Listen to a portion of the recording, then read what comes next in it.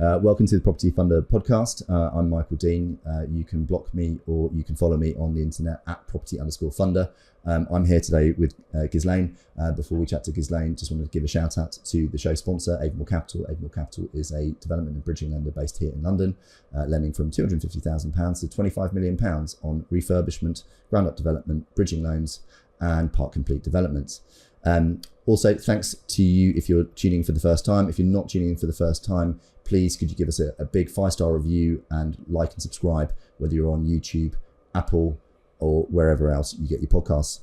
Now, Ghislaine, could you please tell us a little bit about who you are and what you do at your company? Sure. So my name's Ghislaine Halpenny. I'm Director of ESG and Corporate Affairs at Regal. We are a London-based mixed-use residential-led developer. So we develop only within the M25. We used to be able to say London boroughs, and then we discovered Watford. So there was a sort of slight shift in that, but largely within the central London area. Well, shout out to our friends in Watford. Ghislaine, we are going to have quite an ESG-focused conversation. Obviously, that being a very large part of your role. Mm-hmm. Listeners and viewers, before you start to tune out, let's try and get some perspective here. What is ESG and why should people care about it? Why is it important? Great, enormous question to start off with. What is ESG? ESG is everything environmental, social and governance in what we do. Why should we care about it? We should care about it because ultimately it creates a better project. A better project creates a better return for everybody, whether that's the local community, whether that's our investment partners, or whether that's us as Regal ourselves. The other reason we should care about it is because it's morally the right thing to do.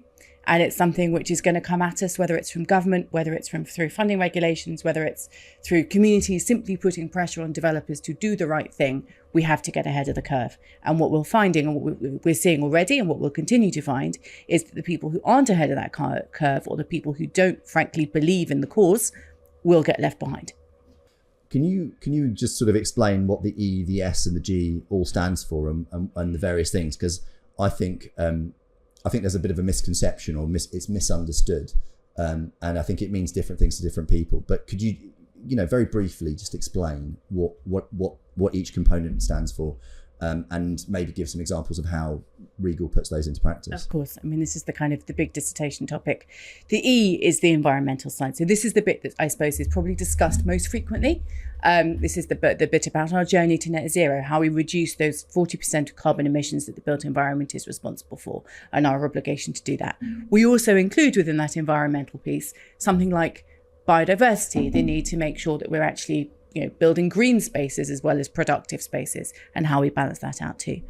The S then is the social impact. So that is how we change people's life chances, to be frank. So that might be about better education. It might be better healthcare. It might be reducing loneliness, reducing obesity, all of those things. And the challenge with the S is that measuring it is really, really difficult.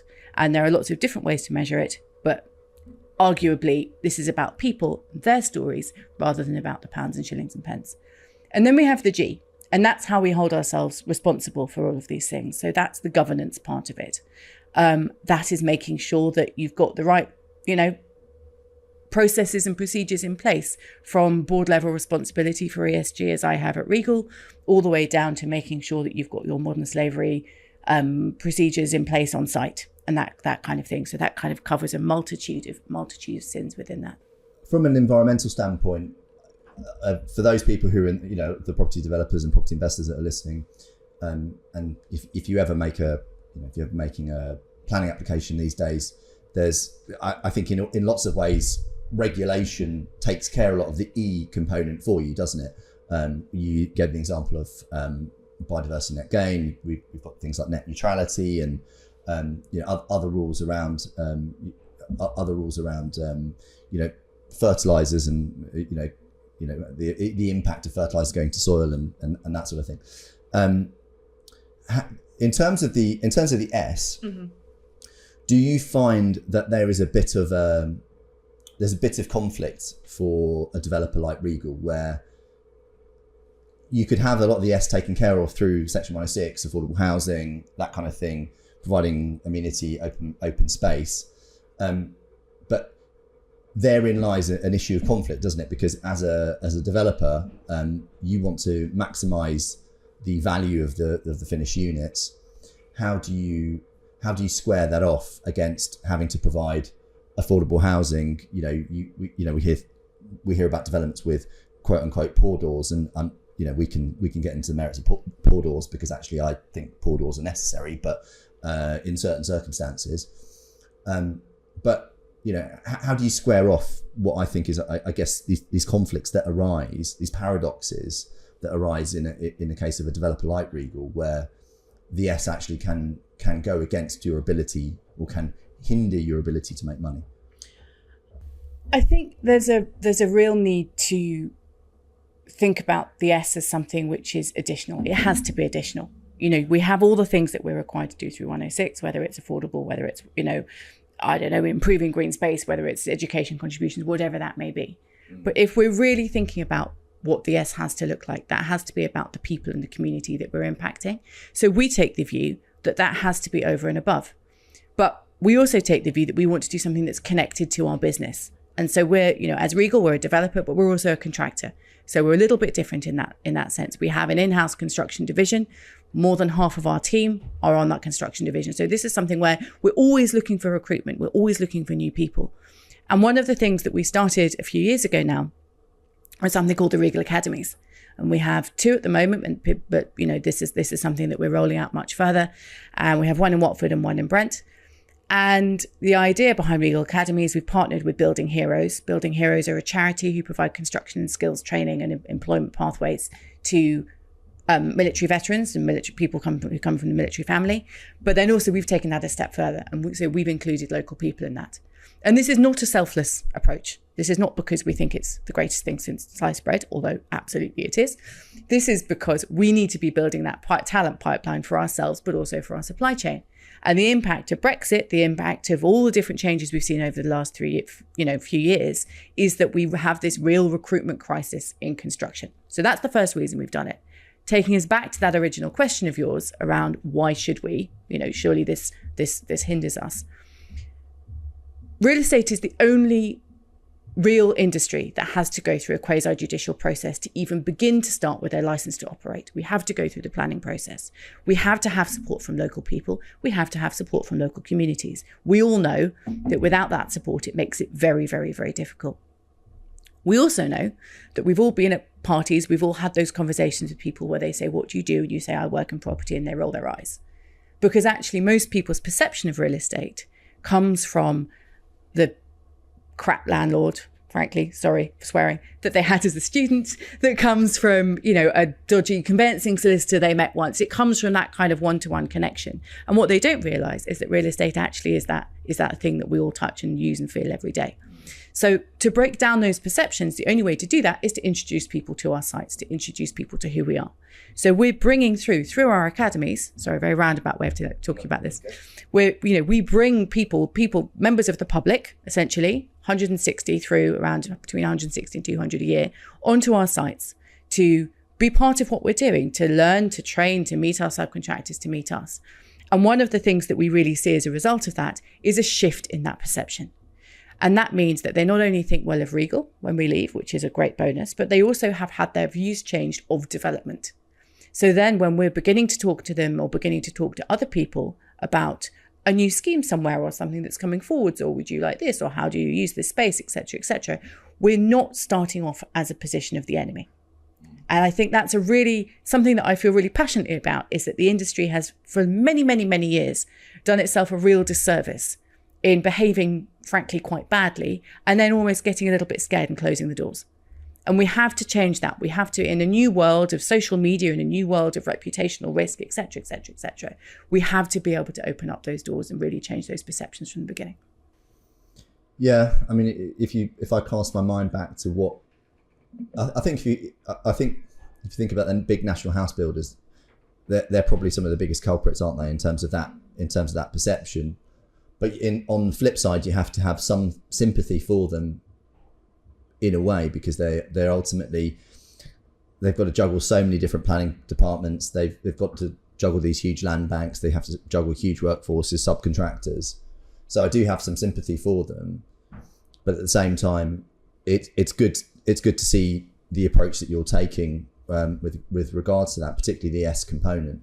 I do, just speaking out loud, I do actually like that you're creating a bit of a moat around your business by training and building up a workforce in the construction sector, which many of our audience will be aware of this, but many won't, that we're seeing a huge exodus from the construction industry. The average age of most people who work in, most tradespeople who work in the construction industry they're in their mid to late 50s. So, over the next 5-10 years, you're going to see a huge drop off in the amount of available labour. That combined with changes to immigration, obviously with the advent of Brexit, again, we can litigate that all we want. I think we'd probably alienate about 52 to 48% of our listeners, depending on which way we land. I think fundamentally, I really like that. I really like the approach to training, because you're giving yourselves a competitive advantage and building up a loyal, well-trained workforce that's trained in methods that you find attractive. But sticking with the ESG theme, what's greenwashing? Can you explain greenwashing and can you sort of talk about how, particularly at Regal, and I think you've probably highlighted it actually anyway, but you talk about how a lot of companies do greenwash, and how maybe at Regal you're different. Of course. So, greenwashing is a great term, and what it means is sort of hiding behind a veneer of sustainable practice. So whether that be that you are recycling your cups, or your plastic coffee cups, but in reality, actually, everything else you're doing behind the scenes is enormously problematic. That's the kind of thing, where you've got a small initiative or something that frankly doesn't mean very much in practice, but you're out there waving the flag for it. One of the things that we do at Regal is obviously try very hard not to greenwash, and we don't, and I'm responsible for this, so this is not something that we do. But we make really clear that we need to understand from the very beginning how we're building, what we're building, and how it's coming about, and what our impact really is. And we're not an organisation that would go up and sign up to all the different pacts and pledges and whatever out there. And there are hundreds of different kinds of sustainable pledges out there. And most of them, frankly, don't mean an enormous amount. And we are not afraid to say that we don't know the answers yet. We don't know how to build a net zero building that is viable within central London, financially viable, that has all the bells and whistles that occupiers want in a new home or occupiers want in a new office.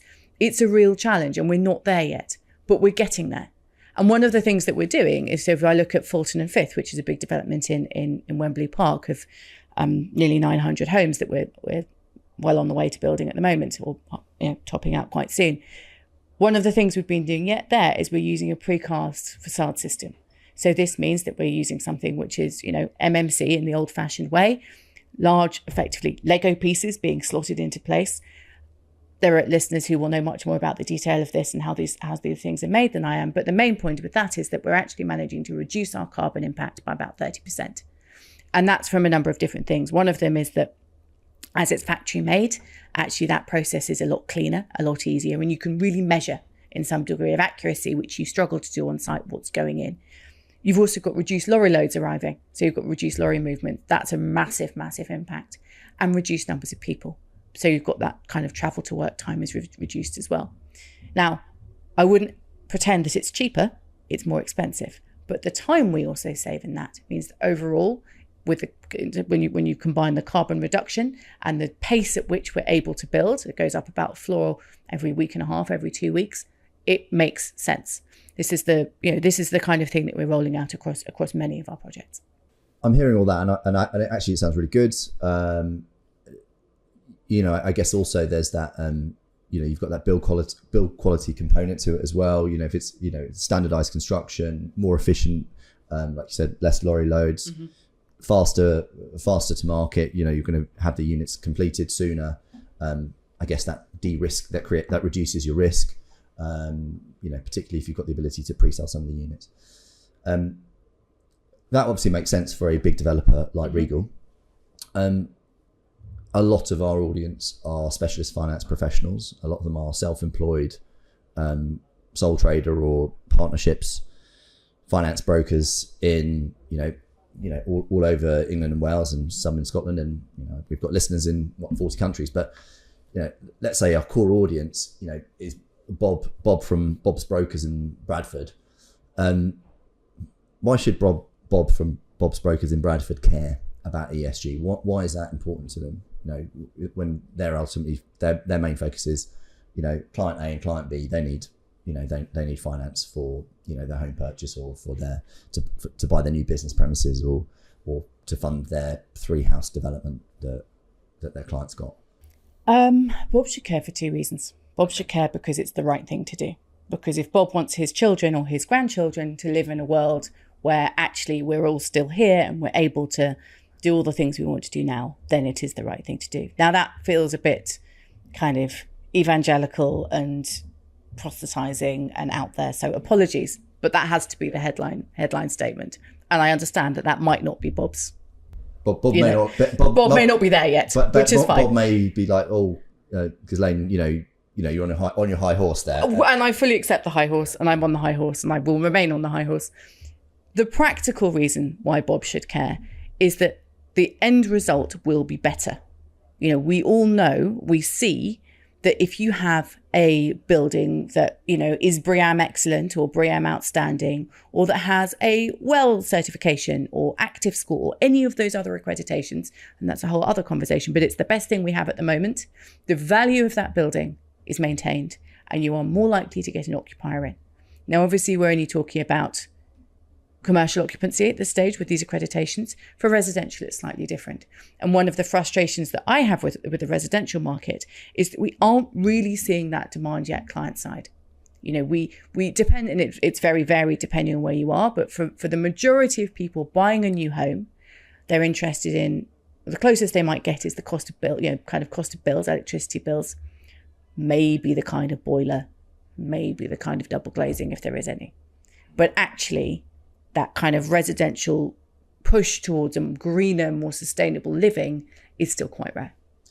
Yeah, I guess from the owner-occupier's perspective, until it's cheaper for them, until their mortgage lender makes it cheaper for them to live in a higher EPC rated property, the owner-occupier isn't going to give a shit. Frankly, they're just going to be like, look, I just want, I want the best rate with the best LTV that's available in the market. And that's probably why Bob's focus is going down that road. Absolutely. Speaking from my own experience, my perspective is whether you buy into the climate crisis or not, it's a bit like you said. Actually, if living in a cleaner society, a more efficient society, even if you put the climate argument to one side, it feels like the logical and right thing to do anyway. So from that perspective, I'm on board with it, and I'm maybe a bit more agnostic as to the debates around the climate crisis. It just feels like a logical thing anyway. With regards to the impact for Bob, theoretical Bob. And if you're out there, Bob, just send us a message, send us a DM, and we'll give you a shout out next time. There are starting to be signs of products available, maybe not so much for the homeowner market, and again, brokers, if you're any brokers listening out there who are aware of homeowner products which are more kind of ESG friendly or do encourage more sustainable living, please let us know. But I'm not aware of any. But on the commercial side, and particularly on the sort of buy-to-let side, bridging side, there are now products that are being introduced which will effectively give borrowers a discount if they are able to, say, improve the EPC rating of a building from, I don't know, let's just say they take it from an E to a C or a D to a B or whatever. And in fact, something that we're doing at Avamore at the moment, or negotiating some couple of the funding lines, and those funding lines actually will give us a reduction in our cost of capital for those projects where clients, or where we're funding projects that clients are able to improve the energy performance ratings of the buildings that they're building or they're converting. So in that context, there is some progress coming, and for the Bobs and Janes out there who are funding or who are funding these smaller developers and buy-to-let landlords, there is a slow trickle of products, but clearly there needs to be more. But I think one of the things that we're starting to think about within Avamore is that the people that fund us, so we obviously have new funding lines that we bring on board who are more ESG focused. While our existing funding lines, their money ultimately is coming from pension funds, one way or the other. And we know the day is coming and we have to be prepared for it. Because right now, they don't care. They're like, look, we just want our return. And we're actually surprised that they haven't been a bit more tweaked onto this, especially as one of those funds is in California, who are obviously very hot on environmental stuff. But we know that day's coming. Mm-hmm. So we've got to be prepared for that, because one day they're going to be like, show us your ESG policy, show us the carbon impact, of the lending that you do, and ultimately the project that you're financing. What is your carbon footprint directly and indirectly? So that's something that I know that we need to take seriously. What are your reflections on that?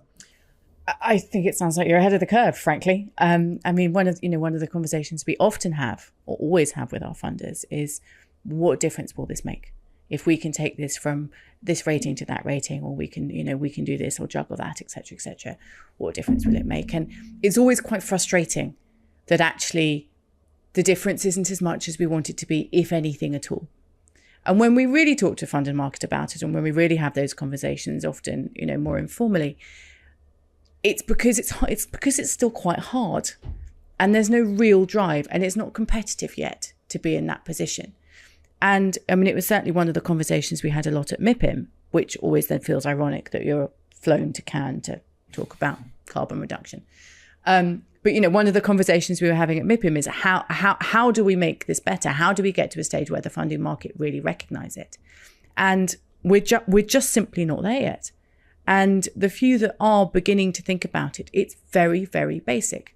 The thing that gives me hope, the thing that makes me feel like it might be going to be okay in the future, is when you look at things like there's a new zero carbon building framework that's being put together at the moment by a combination of various different trade bodies. It will be launched this summer. That will be the first real measurement, the first real tool that we will all have to actually all get behind, to actually be able to sit there with our funders and say, well, look, this is what's been agreed. Can we agree that this is the way forwards? And that's the kind of thing. It is moving. It's just not moving quite fast enough. I think people need incentives, don't they? Absolutely. Both negative and positive incentives. I'm always a bigger fan of positive incentives. So, can you save people money? But actually sometimes the fear-based incentive also works sometimes twice as effectively. So it just depends. There's also little push from government. Yeah. And that's the other thing. It's one of those things where I think government take the view also that it's really quite tricky. It's really quite hard, and that it doesn't at the moment win votes. And however you want to interpret the last various rounds of elections, various rounds of local elections, we know that ultimately deep down, there's a large swathe of people out there who don't feel that it's a government's role to be adjudicating on these things, or who don't necessarily want to pay for what seems like it might be quite an expensive strategy to get the UK to net zero. But we can see that legislation is coming. We see that trajectory of net zero beginning to dip down. And again, it's about being ahead of the curve. I've got some sympathy with the government though, in the sense that I haven't got any sympathy for this government, frankly, but especially when it comes to planning policy, that they can frankly get fucked. But that won't be edited out, because I genuinely want them to hear it, especially Michael Gove. But I do have sympathy with them to some degree, and I think, and I'm curious as to how you feel Labour are going to, take this forward, because of whether they have a majority or whether they're sort of the leading party in Parliament. they obviously talk a good game on environmental matters, but they're also talking a good game about housing delivery. And I guess one of the challenges that I see is that it's a kind of cake and eat it type situation, because on the one hand, Labour want to have more, are talking a good game on housing and want to be pro housing. On the other hand, by being more environmental, do you then stick more barriers in front of the housing, the delivery of housing, by making it more expensive to deliver that housing? And frankly, if we talk about the components that go into a development appraisal, obviously you've got you basically your GDV, which is essentially what you can sell the houses for or the flats for. You've got the build cost, you've got the land. Now, in a truly elastic market, the land will vary. The price of the land will vary depending on what the other two inputs do. But frankly, if you're a landowner, most landowners aren't massively geared. They don't have massive pressure to sell. Obviously, we know that there are exceptions to that rule. And so in the end, it just means that lots of sites will just sit untouched because they're not viable, but the landowners aren't going to give them up either. So how could say the Labour government square that circle? Will they square that circle either? Will they make the effort to actually impose these greener standards if they actually want to achieve more housing? One of the things that's a real challenge for any government coming in is that kind of looming threat the moment you get elected of the parliamentary term. And in order to, we all know development takes a really long time, from the moment of acquisition of the site all the way through to building out. And therefore, for a local community, it takes a kind of incredibly long time, and they can't possibly understand, or often don't try to understand. So that looming threat, the moment a government gets in, really fetters any government in making that kind of long-term strategic plan. In an ideal world, which we absolutely don't live in, you would have a strategic plan agreed by all parties that whoever gets in would abide by. And then we would have a position where that kind of, that truncated parliamentary term, as it often is, doesn't really come into play. What we have at the moment is people get elected, they ride on a high for the first year and a half, then they kind of get a bit complacent in the middle, and then they're filled with fear for the last bit and nothing happens. And we always have to kind of balance that wave as we go through. In terms of the Labour Party, will the Labour Party do it?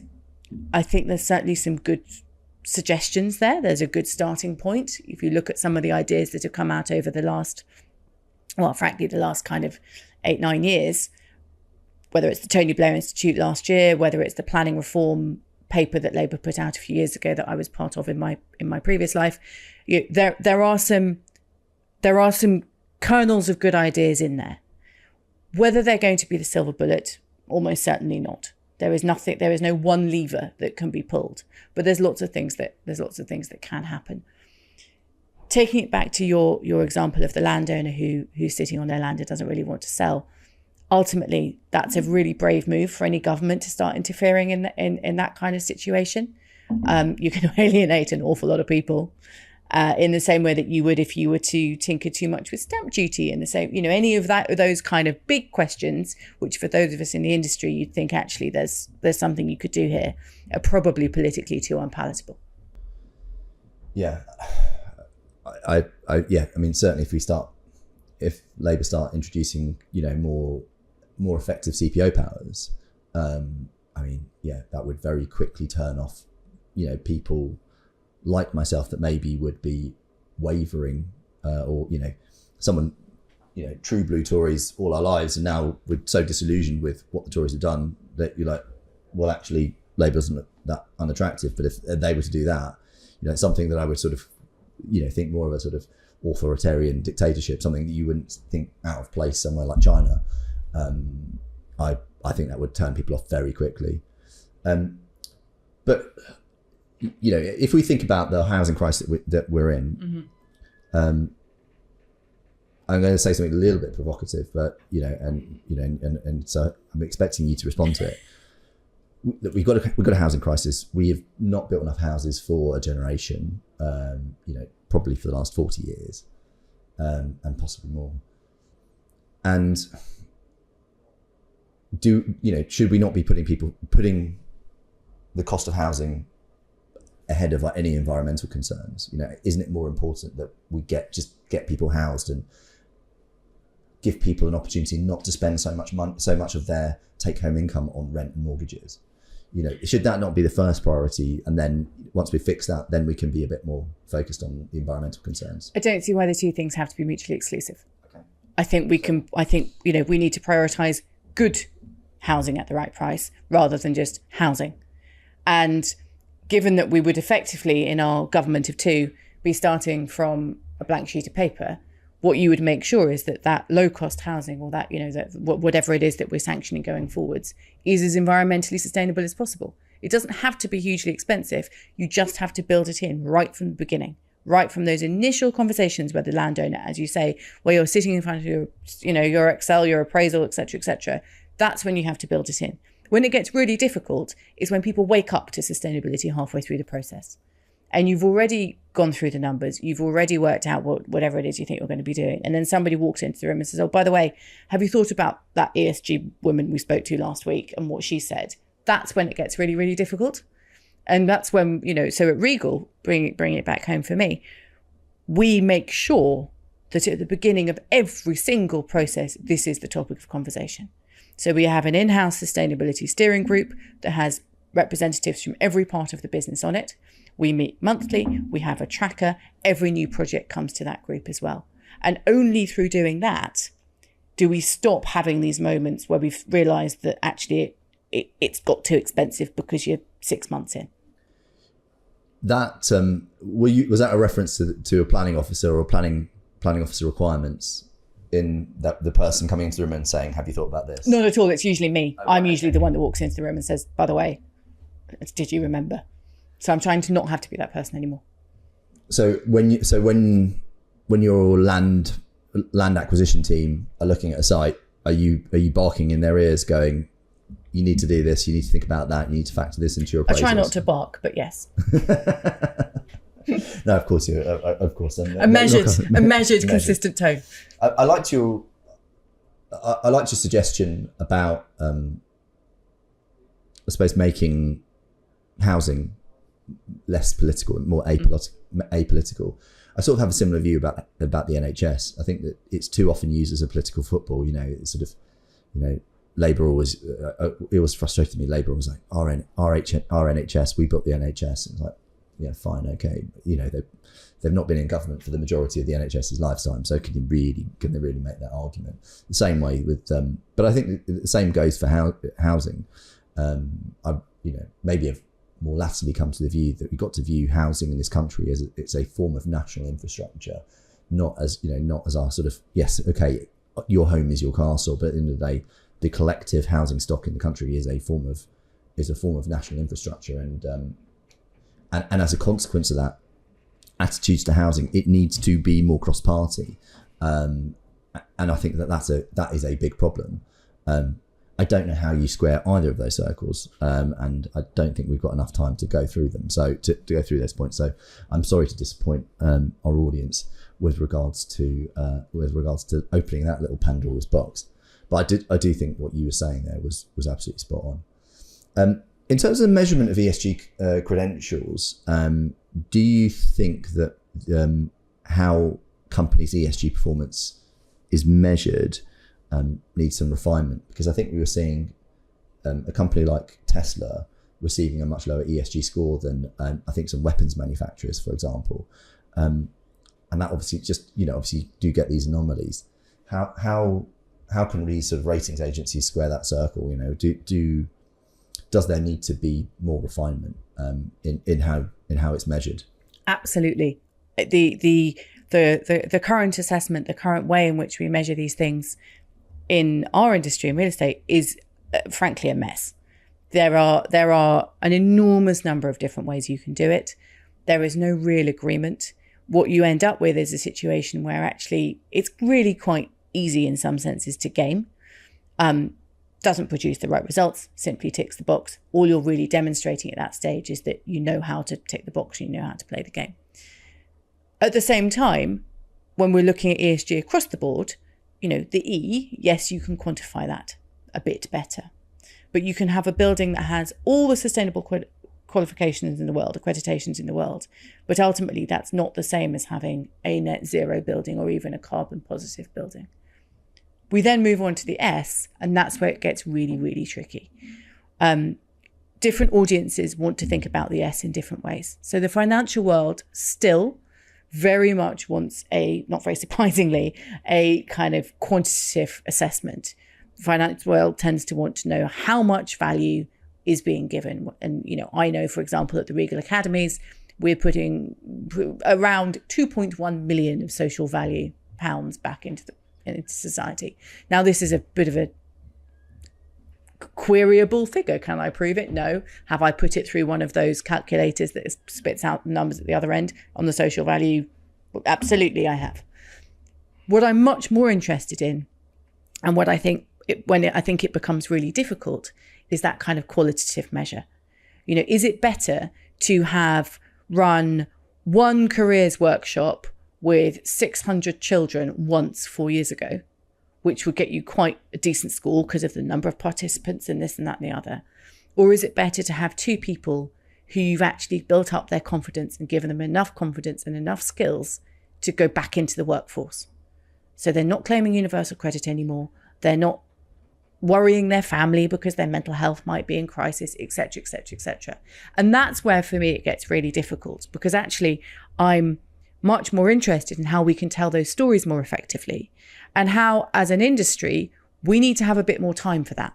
I think we tend to all be really, really cynical. And I'm the first to, be potentially a little bit scathing and a bit cynical about these things when presented with someone else's stories. But actually, we need to be able to talk about it and to celebrate the successes. There are some amazing stories out there. Whether you look at our academies, whether you look at the Regeneration Brainery, which comes an organisation that provides training again for young people around the country. All of those different initiatives have the most incredible stories coming through, and we tend to kind of put them on the back foot. We tend to put them in the corner as the nice to haves, and they should be up front and centre. Yeah, it's sort of I think a lot of people sort of just raise an eyebrow at CSR, don't they? Absolutely. And ultimately, I think it means a lot. You look at companies like Timpson, what they've done with prisoners. People coming out of prisons and giving them employment and giving them a career. Frankly, the impact that has on people's lives. And I like the example you gave. If you talk about being able to give, being able to take someone off benefits and give them an opportunity. Because I guess it's not just about putting money in their pockets and taking them off the dole, quote unquote, but it's also about that the feeling of purpose and self-worth that they get from that. And certainly someone who with my partners have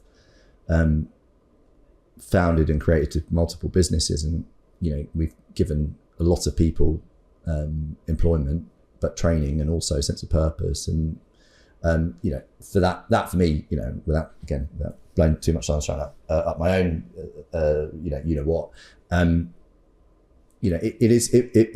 it does make you feel good when you do it. So I think consequently, I personally see the value in it. But I guess, like you said, it's that how do you the measurement of it, and should I suppose on the back of that, should we then take some of these ESG scores with a pinch of salt as a consequence? Because ultimately, especially when you talk about the S component, it's very, very hard to it's very hard to measure, and the measurement of it is it's not consistent. I think taking them with a pinch of salt, yes, but at the same time, it is the best thing we have, and so you can't discount them completely. You just it's more about encouraging businesses to take that more rounded approach, and it's storytelling, and it's time consuming.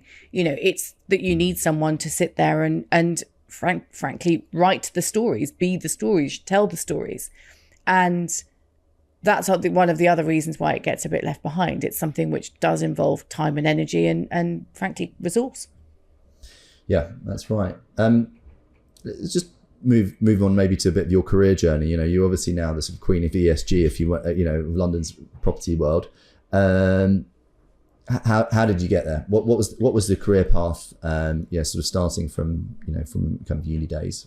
How did you end up where we are now? So starting from uni days. So my first degree was in English literature. I have always loved reading. It's very kind of sad but true. That's the thing that I like. I like stories. I like language. I like words. I like the pictures you can paint like that. Left uni and realised that wasn't going to get me a job. So went and read law and did a law conversion course. And I was one of those kind of rather naive people who didn't really realise that actually there were going to be other people there who really wanted this. And I was there thinking, well, yeah, I'll go and be a lawyer. It'll be fine. And obviously rapidly realised that I was, it was fine, but I didn't really want to go and be a lawyer. And the bit that I loved, the bit that I really, really enjoyed was property and planning. At law school, and nobody else did. I was not in a majority. I'm shocked. I really liked it, because it was tangible. It made sense to me. I wasn't very good at the kind of more visceral criminal sides of things, and I certainly wasn't very good at the kind of big finance pieces. So property was the thing that I really got on with. And this was, when was this? So this was 2009. So like the bottom of the ditch, frankly, in terms of employment. Finished law school, came out, needed an internship, applied for an enormous number of varied jobs, internships, work placements, you name it. And I got one interview and I got the job, or I got the internship, and that was at the British Property Federation, the BPF. And it was just brilliant and I loved it. And within about 6 weeks, I was employed there. And I had the most incredible chief exec, Liz Peace, who still is, if I can be Liz when I grow up, then I'm doing well. And it was a real joy to be there. And I was there for a very long time. I was there for 12 years. So I went from intern to director within those 12 years. And as the years went by, kind of took on more and more and more. Started off when I was an intern, and then through the early years as a policy officer, policy wonk. So I looked after planning, regeneration, sheds, regional work as the regional mayors came up. And it was a fantastic place to be, because it was the kind of place where you could have an idea and say, oh, well, we're not doing this. Can I do it now? And the answer was, yeah, go and do it. Go and scope it out. Go and build it. Go and see what's possible. I got through all of that. And then where are we? So then I had a baby, went away, came back, another baby, came back just a week before the first COVID lockdown from mat leave. And I wasn't very good at being on mat leave. I found it a bit boring. Loved my children, found it a bit boring, was quite keen to get back to the office. So I was in the office for 5 days and then got sent home. And if you remember, it was just before MIPIM. So I was like, I'm going to come back. I'm going to go to MIPIM. I'm going to do. None of it. And found COVID really tough working for a trade body. We were fighting government in a more aggressive way than we had ever had to. And our membership were leaping up and down, and we were leaping up and down, and it was tricky. I'd also been at the BPF for a long time. I'd been there for 12 years. It was longer than I'd ever thought I was going to be there for. And so I kind of looked around, and, it was hard looking for jobs during COVID. It was hard to be inspired by anything. And the role at Regal turned up, and I had a couple of conversations and just loved it and really, really enjoyed getting to understand the business. And I'd always wanted to go somewhere where I could make a difference. The thing I didn't want to do was to walk into a role where I was filling someone else's shoes who'd left the week before, and there'd be a great set of handover notes, and I could just kind of churn out the same stuff because it was Wednesday, or because it was Easter, or because it was whatever. I wanted to go somewhere where I could build something. And Regal at the time, or Regal London at the time, our recent rebrand, had taken the decision as part of becoming a much more diversified business that they were ready to lift the lid, and have been, and ready to really begin to talk about it, talk about the business, get out there, get out and about, be a lot more visible.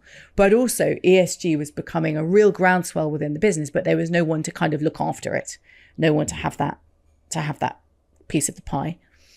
And then the third part of that was that there are such a multitude of voices out there to government within the property industry, the BPF, the HBF, the NHF, etc., etc., etc., etc. But there's no one who represents that sort of slightly smaller, often privately owned, but certainly slightly smaller developer.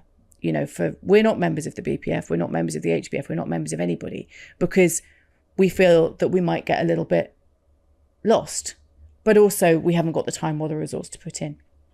But there are certainly issues that would really, really make the difference for us if we could change. So one of the other things for Regal was to be able to have that voice and to have a bit of that kind of government and lobbying experience within the business. And that was nearly 3 years ago.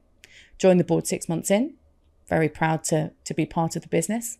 And I suppose my role has only really grown since then. And I look after all of our kind of the culture within the business, and all of that kind of thing sits with me as well. It's actually a very interesting career arc, actually. And I think it's great. Very interesting hearing about that period at the very end of your time at the BPF, the British Property Federation. And I hear what you're saying. Actually, I can understand why that was frustrating for you.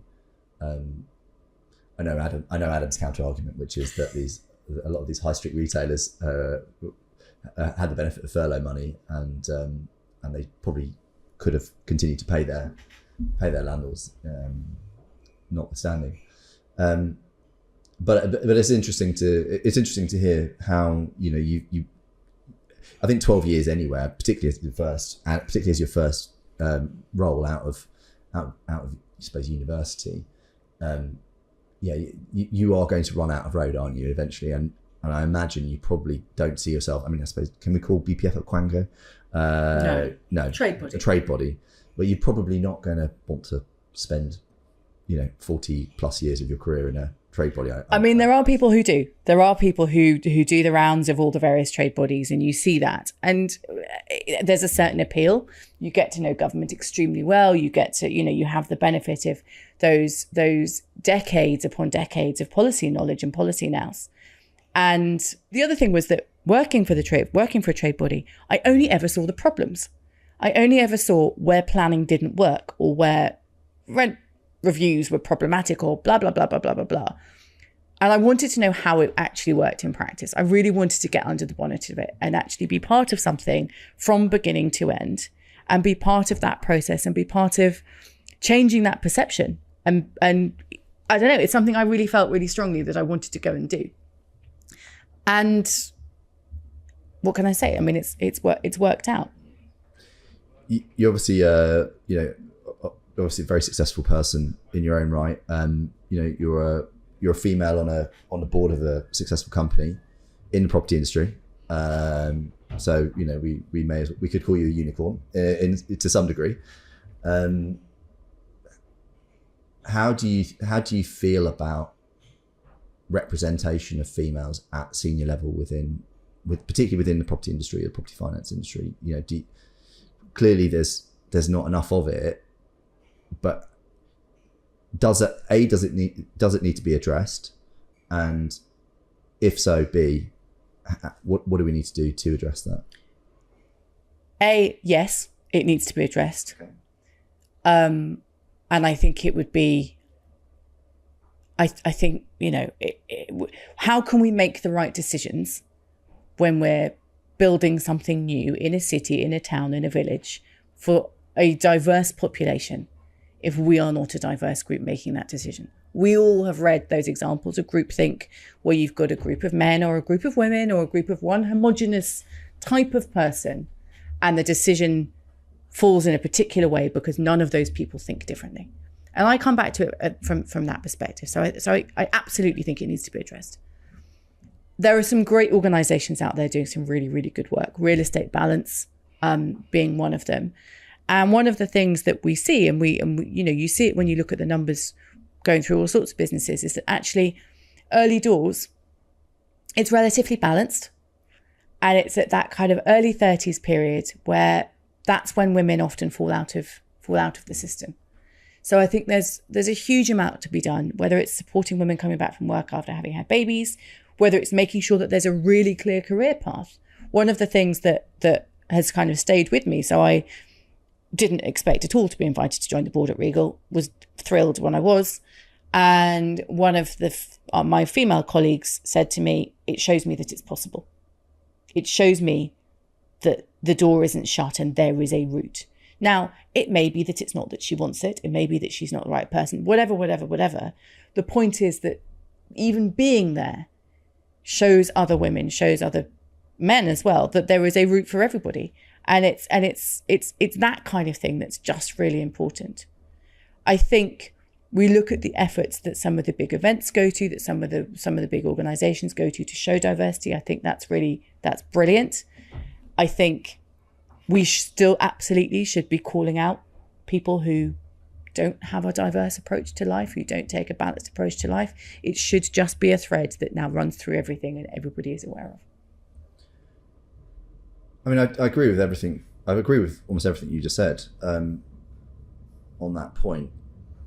I think one of the challenges is, just speaking from my own personal experience, I mean, and just to give you an anecdote, this week, Regal, big supporter of the Props Awards and lunch, which this year is again 27th of June, and a couple of tickets still available. So please reach out if you want to attend. But I think Regal has been a big winner at the Props over the years. Got to know Mark Eden a little bit over that time as well. But one of the things that we were noticing in the Entrepreneur of the Year category was actually there was a lack of females on our long list, and so we couldn't. I mean, on the younger entrepreneur or younger property personality, we've been able to have a bit more balance.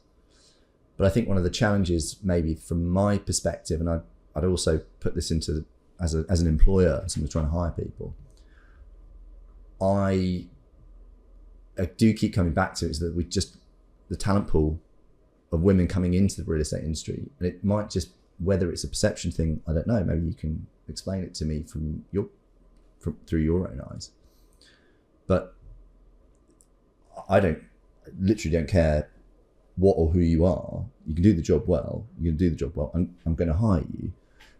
The problem that often come back to is that there's just not enough applicants coming from the more diverse backgrounds. And first of all, and second of all, actually, I have less of an issue from ethnic minority representation within my businesses than I do to get women to come into the business. And I think that is a problem across the property industry. And for as much as we want to have more gender balance within the real estate industry, if there isn't the talent pool out there, I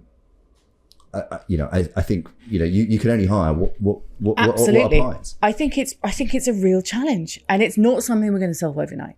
It is to go back to where you started with the props. That's a generational problem, and you would hope that in 10 years, even 5 years, but in time, that will have changed. However, in order to help that change, it's a perception issue. It's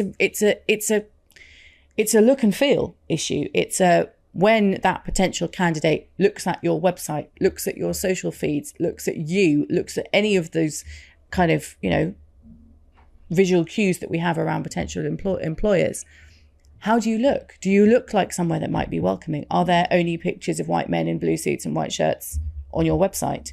Are you posting pictures of large groups of men in blue suits at MIPIM being men in blue suits at WIPIM? All that kind of stuff. And some of it feels a bit window dressing. Taking us back to where we're at greenwashing. There's diversity washing as well. Some of it can feel a bit like window dressing.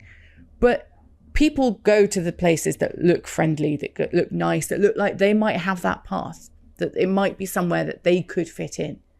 And that doesn't mean that they have to be part of the homogenous group. It just means that they'd be welcome. And it's it's those expressions about diversity and inclusion, that whether it's about being invited to the party or invited to the party and asked to dance. And it's a bit painful. It's a bit kind of twee, but it's about that kind of, it's about your shop window. I accept that. I accept that. I think that the messaging, whether it's implicit or explicit messaging that we as organisations, we as employers put out there. Thank you. If if you send the right message, you will attract a larger proportion of gender balanced applicants. Is there an argument to say that actually, whichever way you cut it, no matter how attractive we make the real estate industry for women, or however hard we try to attract the women into the industry, is it just that there are other industries that women would rather work in, that find more appealing, that are more attractive to their personalities? I'm not. It's not a statement. It's a question. Do you think that is there any world where that's actually there might be some truth to that?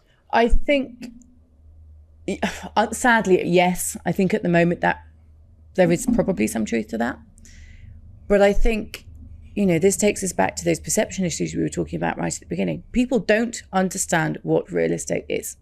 People think we are fat men in pinstripe suits with cigars, driving Bentleys, collecting rent. Like that is the perception that people have of us. One day. I'll be with you. But we're not. It's everything we do. It's the school you send your child to. It's the place you grew up in. It's the holiday, whatever you go on. It's the playground. It's every single thing that people touch throughout their day is in some way related to our industry. And we are just so bad at telling that story. It makes me really angry. We're so bad at telling that story. Why can't we be a bit braver in the way we talk about ourselves? Why can't we be getting out there and talking about what an incredible industry this is? That you are genuinely responsible for changing the life chances of the person who shops in your shop, eats in your cafe, is educated in the school that you've provided, has a home in the scheme that you've just developed.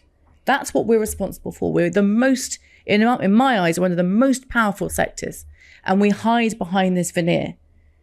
And it's incumbent upon us. It's in our hands. Yeah, not only that, the things that we build, or the things that we fund to be built, in many cases will still be used by people 100 years from now. Absolutely. Long after we've gone. Because I don't want to sort of labour the gender point, because I think maybe we can move on, but I think that also applies as well to say our developer customers. Like if I look at our developer customers, it is predominantly male. I could already tell you the demographic of our borrower base, but just maybe rounding off the sort of the diversity part of the conversation. You talked about having a board that's maybe reflective of society more generally. I think actually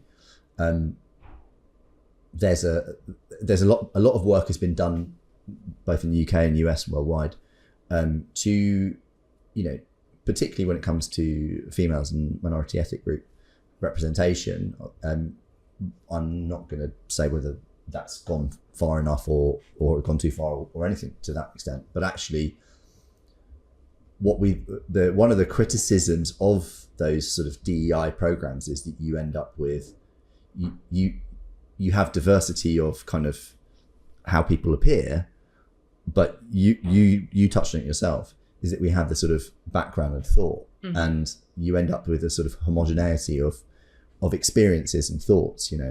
You're using, I suppose, the two of us as an example, sort of white, middle class, university educated, we've both done 2 degrees. Yep.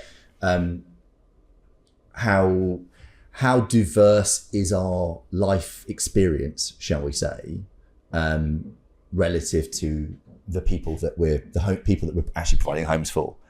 And I suppose that's a question as to actually is that the diversity that we really need to be focusing on, which is not worrying about what say a wealthy a person from who's university educated, wealthy, from minority ethnic background is, we're giving them opportunities, but actually worrying about now people from lower incomes, from underprivileged backgrounds, regardless of skin color and ethnic background, but actually are those the people that we need to be trying to build up now? Absolutely. And it's about getting those people in the first place.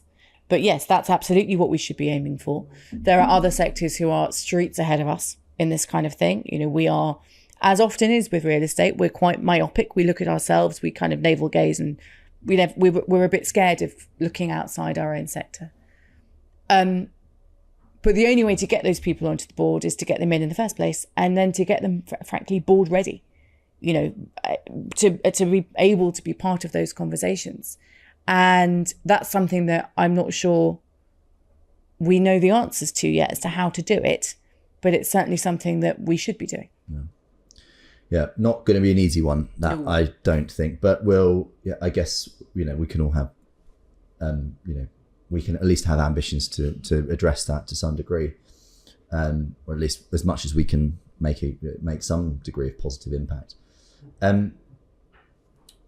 Let's touching on, you know, what's next for you. Mm-hmm. You know, you've had a few years now at Regal. You tend to have stickability, at least in your role at the BPF. Where do you see your you know, the next few years for you from a career perspective? At Regal, frankly, yeah. One of the things that's brilliant about Regal is that we still have the agility and that flexibility and that kind of entrepreneurial spirit that absolutely is at the core of the business. That means that we don't stay still. You know, we adjust and adapt. We have launched our first student sites over the last couple of years. We've come from being that kind of traditional high-end residential developer, and we now do all sorts of things. And so the potential that I see at Regal and the potential to be part of that journey is really appealing. Then there's a selfish part to it, which is that I don't really like change very much. So actually being somewhere where the change, I can be part of the change, but I don't have to feel a bit scared of it is great too. So you can affect change, but you don't have to see a huge change in your own personal circumstances. Absolutely. Okay, all right, I like that. Do as I say, not as I do. Precisely. Okay, cool. And then I guess we sort of, as we sort of wind things down, just a couple of lifestyle questions really. But you know, you're a very highly accomplished, I suppose, mum of two, mm-hmm. Is it? How do you find the balance? In, you know, what do you need to do to find your balance? You know, and are you able to, you know, enjoy life outside of work and, you know, hobbies and activities and that sort of thing? With great difficulty, I think is the honest answer. I'm really, really lucky in that I live round the corner from the office, so a commute for me is 8 minutes. And that's such a joy. And it means that during the school holidays, I can be really selfish and go home for lunch with the kids, which is such a rarity and such a kind of great place to be. What are hobbies? Stopping my children killing each other. Music, playing, reading books, all that kind of stuff. But yeah, you know, I'm generally a pretty positive person and try and keep that thread. Do you find it a struggle to sort of leave work at the door? Always. But I don't really mind that. Okay. You know, I bore my husband with work chat over dinner and discussings with him and mull over the answers to the question, you know, what do I do? Wake up in the morning at 3 a.m. and have that conversation with myself. And I think I've always been that person, even when I wasn't very senior and I was, you know, doing policy work. I was still always that kind of person that wanted to be able to chew over the questions. So I don't really mind that. No, that's it's nice, I suppose, if you have work that you love and you know, obviously, I mean, presumably it gives you a lot of a good sense of purpose. Absolutely. And I think, I mean, on that note, I mean, what career advice would you give to maybe some of our younger viewers and listeners around what they should be prioritizing and focusing on in their, you know, at the early stage of their career? I suppose there are two things. The first is that don't ever listen to someone who tells you can't do something. You can do anything if you're prepared, if you think about it, if you have the right kind of approach to things. There shouldn't be a door that's closed to any of us. There's always a way to do something. And call it, I suppose, a sense of sort of being a little bit contrary. I don't really like being told that I can't do something or that something's not possible. And for me, that's a bit of a moment where I'm going to prove that person wrong and probably go and do it. Can I just say, I'm shocked again. So I think I think that's probably put your mind to it. You can do it. No, that's great. In terms of people who have had a big influence, you mentioned Liz Pease, but are there any people you could really single out as being big influences, either as mentors or guidance, providing you sort of a good guiding light for I suppose the successes you've enjoyed in your life and your career so far? Oh, probably hundreds of them. Liz, absolutely. Liz was brilliant. It was one of my former colleagues at the BPF who used to describe Liz, who would swing in on a Friday afternoon and she'd come and sit on your desk and you'd be trying to do something that you couldn't get your head around. And it was like the lighthouse beam had swung round and just illuminated whatever it was you were doing, and she could just cut through it, and it was brilliant. So, very much still consider Liz to be one of the key mentors. Also one of our non-exec, one of our advisory board characters at Regal, gentleman called Miles Webber, who was formerly at Landsec, before that at GE. And Miles is someone who I have spent an enormous amount of time with over the years. And he's one of those people, one of the beautiful things about Miles is that he won't agree with you. He will always be, in the kindest, gentlest way possible, that person who questions the thing you've just said. Is that really true? Do you really feel like that? Why is there a better way? And it's that kind of gentle coaxing in the right direction that means that you're coming up with your own solution. That's been so brilliant about him. Yeah, that's interesting. That sounds actually very sounds like very useful advice to someone who's in a sort of leadership from an ownership perspective.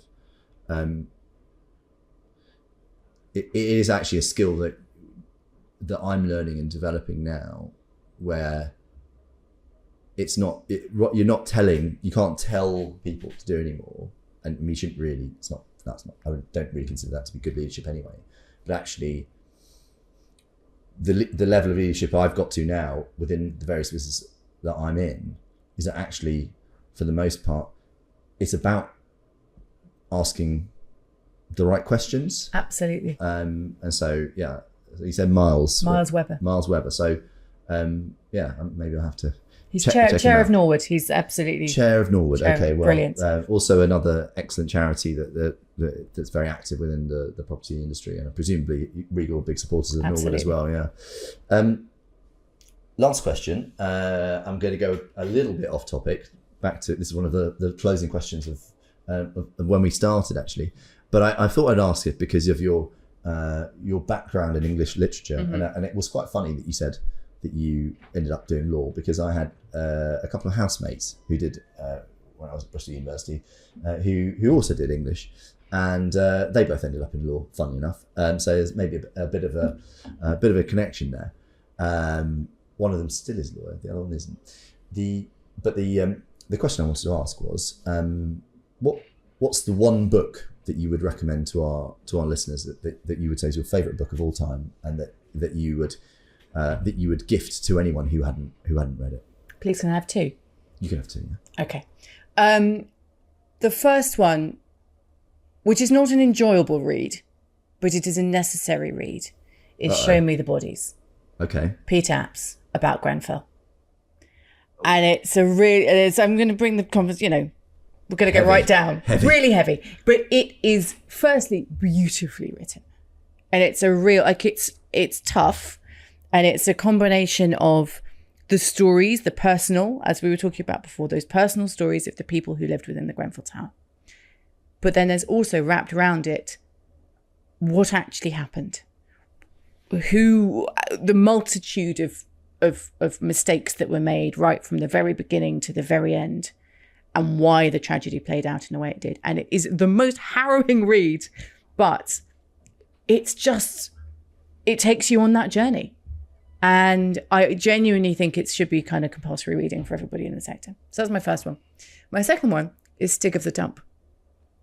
Stig of the Dump, because as a child, this was a book that I loved and was... I don't know if you've read it. No. You need to read it. I shall send you a copy.